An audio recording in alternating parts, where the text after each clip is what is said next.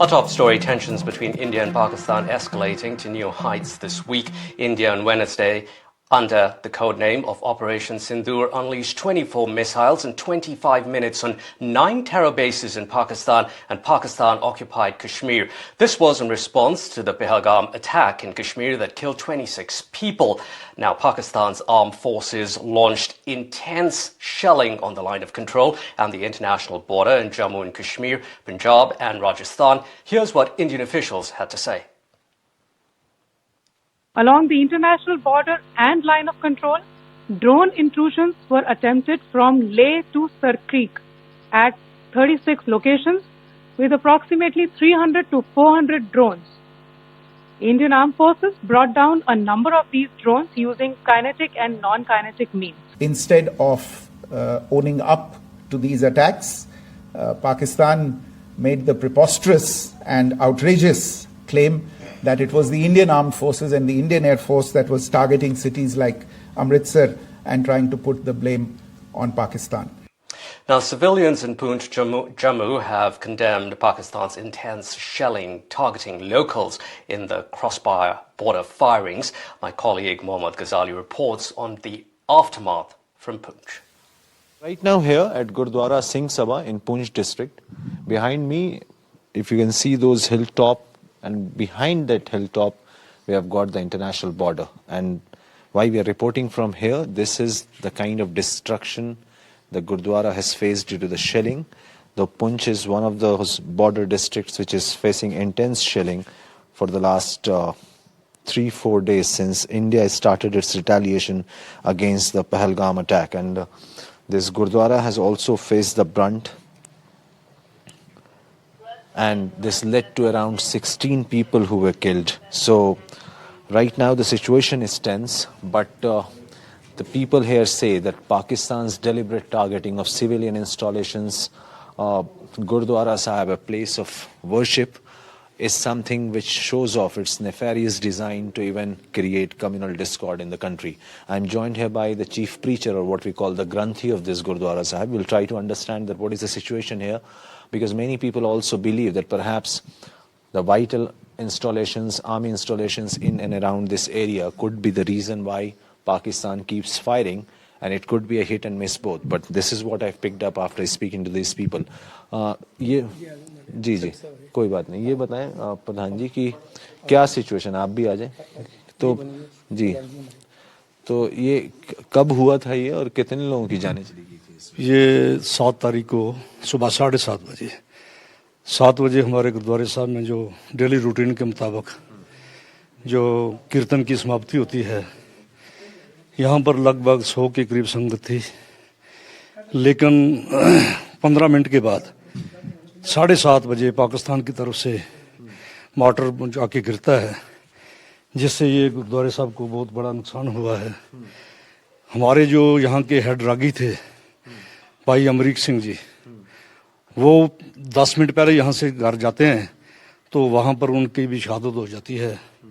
और इस किलिंग में पाकिस्तान ने इनोसेंट जो लोग थे हमारे, उन पे फायर किया और सिविलियन पे वार की, जिससे हमारे लगभग 13 लोग जो शहादत प्राप्त कर गए।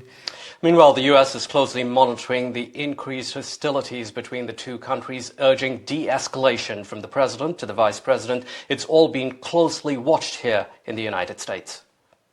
I get along with both. I know both very well, and I want to see them work it out. I want to see them stop.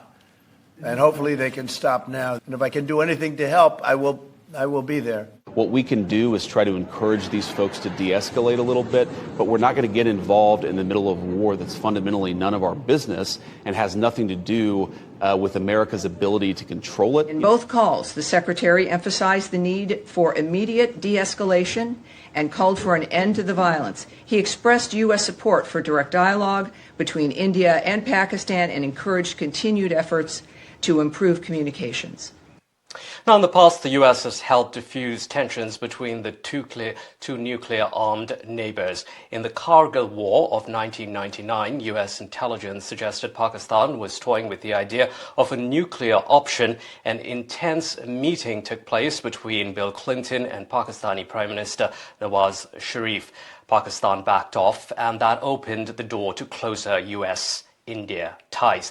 Now, after the 2001 attack on the Indian parliament, it was the Bush administration's turn that put pressure on Pakistan General Pervez Musharraf. It finally helped thaw an Indian reprisal. Now, in the recent attack in 2019, after the Pulwama attacks, the previous Trump administration firmly told Pakistan to deny supporting terror groups. But how effective could the US be in de-escalating tensions now, with DC preoccupied with conflicts with Washington preoccupied with conflicts like those in Gaza and Ukraine? Let's take a closer look at that. Joining us now from New Jersey is retired Lieutenant General S.L. Narasimhan from the Indian Army. Also joining us from this is a South Asian analyst, Michael Kugelman at the Wilson Center, who joins us from Washington, D.C. Mr. Narasimhan, let me come to you first. How would you describe the current Trump administration's handling of the tensions between India and Pakistan? Thank you very much for getting me on your show. I would like to say 2 points on this. One, if you look at Mr. Trump's statement and Mr. Vance's statement, it gives one picture. And if you look at Secretary Marco Rubio's interactions with our External Affairs Minister, Dr. Jaishankar, and the Prime Minister of Pakistan to scale down the efforts by both the sides, is something that, again, that gives a different picture. So it can be open to interpretation, but my own understanding is I think the US is invested in this particular issue, and they are trying to bring down the levels of action and reaction that is going on between India and Pakistan. That is the way I see it as the initial remark. Later on, as we go along, I'll take on further questions. Sure. Mr. Kugelman, how would you react to what Mr. Narasimhan just said there about J.D. Vance's statement?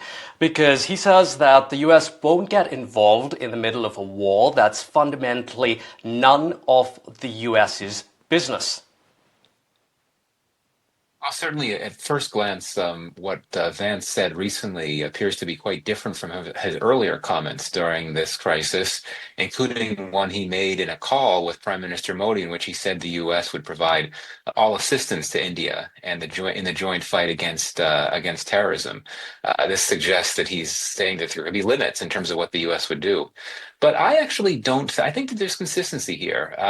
He essentially said that the U.S. wants to see de-escalation, and that has been the main message from this administration since that horrific attack in Kashmir on April 22nd. So I think that perhaps what Vance was trying to do was to limit expectations. Maybe he was trying to say that the U.S. could not guarantee that it would be in a position to help bring an end to this crisis, but that it wants to be a part of efforts to seek de-escalation. And finally, I think that Vance was also articulating a core principle of the Trump administration's foreign policy, and that's that it does not want to get dragged into other countries' wars. It doesn't want to be involved in wars, and it really wants to have less of a footprint, less of a global footprint than has been the norm for U.S. administrations. Indeed, and some saying that Vance, they're appealing to his MAGA base as well. Take care of America first. Mr. Narasimhan, let's look at the latest U.S. State Department's press release. It said both Pakistan and India need to de-escalate. On the surface, it seems like a very firm statement to both countries, India and Pakistan. But if you read the last line in its statement about Pakistan, it says that the U.S. reiterates for Pakistan to take concrete steps to end the support for terrorist groups. Is this a clearer sign, a signal, do you think, that Washington is calling out Pakistan once again on terror?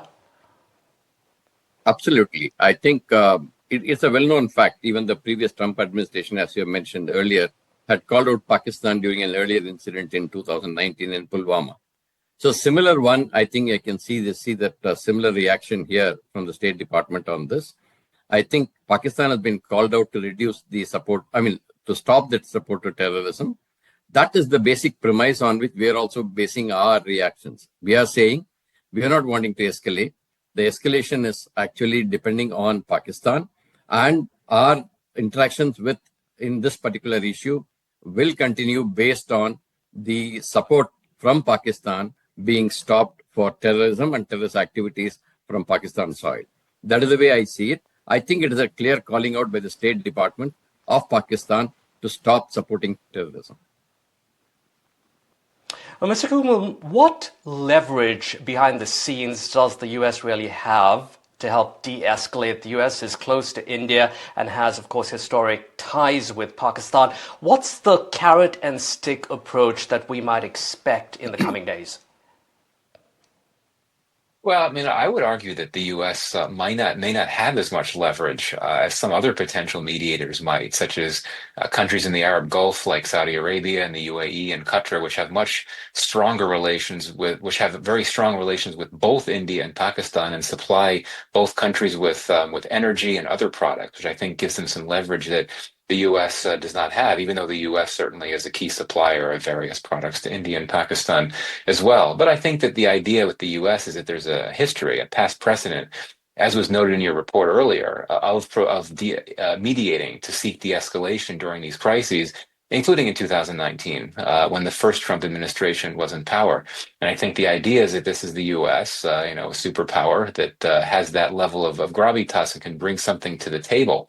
But again, and maybe Vance was trying to set these expectations, there might be limits to the amount of influence that the Americans might have, particularly in a case like now when, you have a very particularly serious crisis where neither side, India or Pakistan, might be receptive, at least at this point, to outside mediation. Okay. Mr. Narasimhan, very quickly, we just have about 15 or 20 seconds here. Do you agree with that notion there that the US doesn't have as much leverage now as it did before? I may not agree with that argument. I think US has got the same kind of influence on both India and Pakistan. The thing that Mr. Kugelman mentioned about the West Asian countries having a say. You find Iran having a visit to Pakistan and then to India. You also see Saudi Arabian foreign minister to Pakistan and back to India. So I think that effort is already on.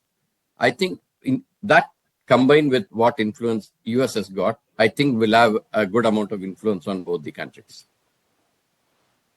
Thank you very much indeed, gentlemen, there with very interesting and sometimes different perspectives. Appreciate your time here on Washington Watch.